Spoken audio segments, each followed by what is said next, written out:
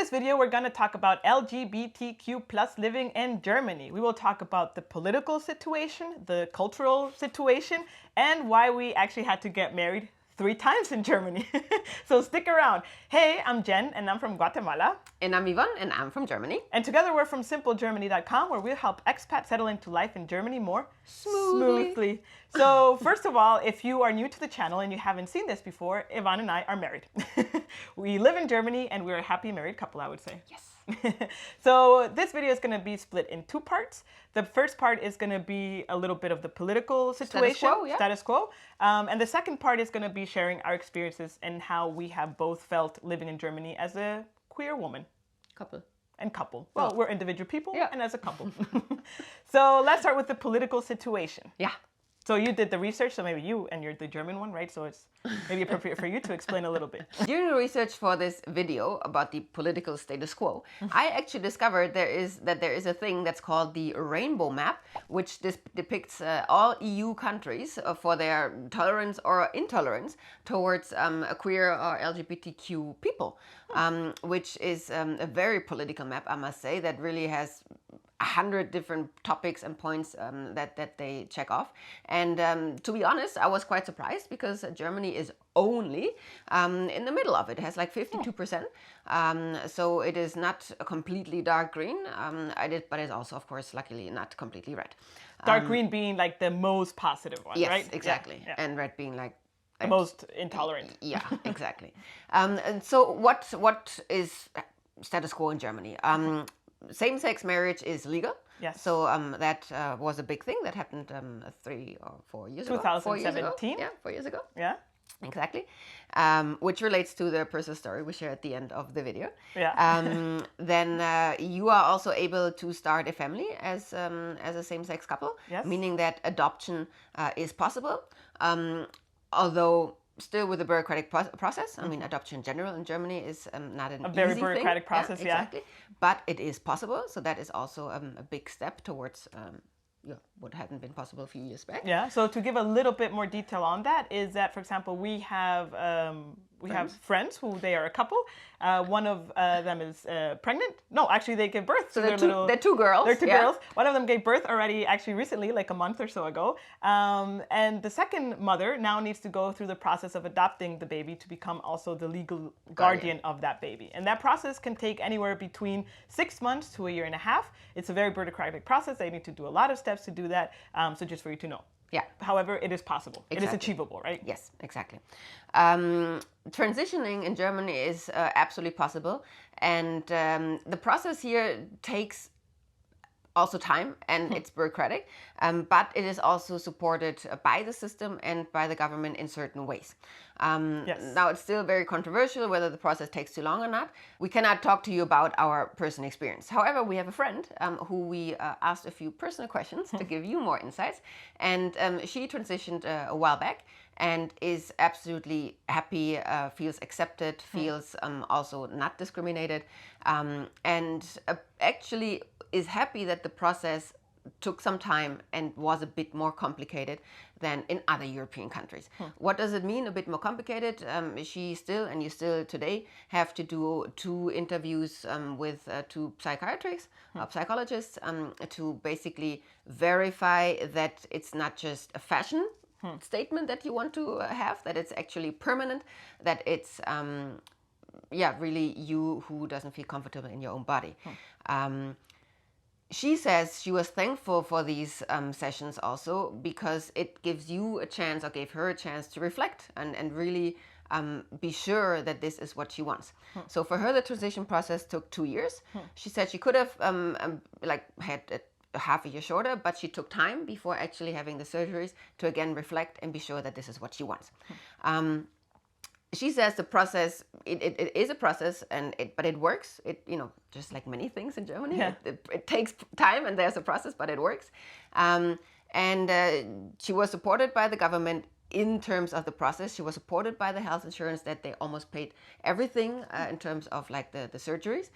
So this is something she was very, very thankful for. Also, another interesting thing that she mentioned is that actually changing her name in all the different Amts or official government institutions was quite easy, right? Exactly. Once it's a court thing you have to do in Germany. You have to go before court to change your name and your gender in the registrar. And then with that, you can contact all the companies, banks, insurances, and whatnot. And yeah, she said it was obviously it's a hassle because you have to contact them, but there was no discrimination. There was no, oh, what is this? It was very smooth, very easy and friendly. Also, your personal file with the Bürgeramt, like the citizen's office, is protected then. So not any employee can snoop through your past. So that all these things she's very thankful for.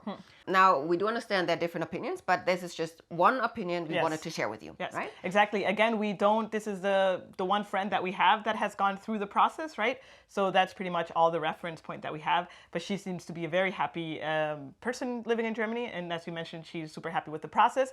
And she feels she can live a happy life here in Germany, being herself. Yeah, totally. Exactly.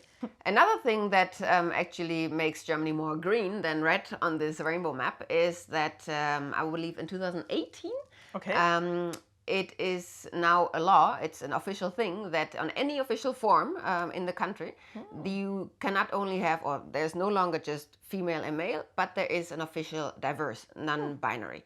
So that is also a big thing that basically, you know, no matter what your biological sex is, what your identity is, doesn't have to be male or female.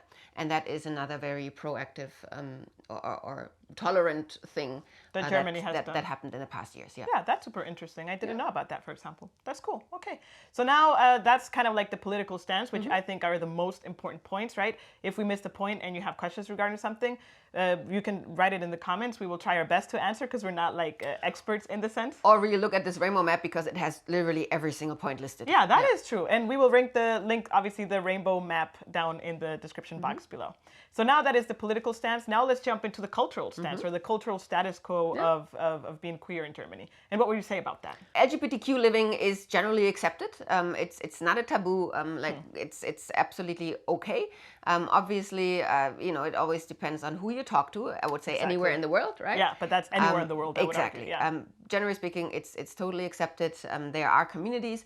Obviously, the bigger communities are in the bigger cities. Like Berlin and Cologne, for example, exactly. They're the two biggest ones. Yeah. Those are the two biggest ones. But that doesn't mean that in a smaller town you cannot find a community. Yeah. I would say that speaks for itself. And being open to it and being culturally diverse, I would say.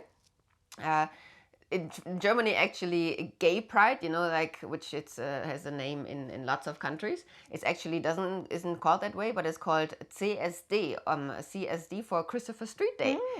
So actually, Germany adopted the name of where it all started in New York, and that's the brand that's being carried with. And the biggest parades, because they are definitely big, like more than 1 million visitors, are in Cologne and Berlin. Yes. And yes, they are very big, loud, and crazy. Yeah, exactly. I'm proud. I'm proud, yeah. Exactly. So if you're looking for joining a parade, make sure to search for CSD or Christopher Street Day, because that's generally under all the information that you will find the activities under, right? Yeah. So I would say that covers more the political and social aspect. Now we can jump into our personal experience and how we have felt in Germany as a individual, both queer woman and married couple, right? Yeah. So who should start? You. Okay, I start. So I will give a little bit of a background situation. I will be a little bit more personal now. And so how have I felt in Germany being a queer woman? Great, to be honest. Well, first of all, why are you here? Yeah, so first of all, why am I in Germany? So I was born and raised in Guatemala. And there, unfortunately, if we would have a rainbow map of Latin America, I would say it's all dark red, right? Guatemala being one of the darkest red maybe countries, meaning there is no tolerance. It's taboo. It's not accepted. It's a big deal, really. You cannot be queer in Guatemala, period. There's no negotiation around it, right? So one of the biggest reasons why I left Guatemala actually is to be able to live my life to the fullest and to who I am. And that is why, funnily enough, actually I landed in Germany, where I live to the fullest, and I'm the happiest person that I could ever be. I could not imagine myself staying in Guatemala and not being a happy person in the sense of hiding who I'm dating, being judged by everyone, having it a secret, and not being legally recognized that I have a significant other. What would happen if I would have a couple, or like I would be with someone until we are old, and then that person dies and I cannot visit that person, or there's an accident and I cannot visit that person in the hospital, right? Or any other perks that you have as being recognized as a queer couple. So that is definitely one of the biggest reasons why I left my country, unfortunately, right? And I have found a home in Germany in that sense, because it has been more than welcome and more than accepting. Even though I am a short-looking, curly-looking girl, I have never ever felt discriminated against because I am first queer, which I don't hide, and second of all because I am short looking and curly looking. Well, there was one moment. There was just one incident at a friend's house where I got confused for being like the maid, but that's a different story, and it wasn't so bad after all, right? No. In the 8+ years that I've been in Germany, I have never really felt discriminated against. Publicly, in governmental offices, anywhere. Okay, yeah, Germans tend to be a little bit more direct to people than in other places, yeah, but that is not story. Discriminated against. It's just Germans being efficient at their job, which now we say, right, instead of rude. Yeah, and how have you felt as a German actually, where you grew up in this country, right? Yeah, I mean, I grew up in this country.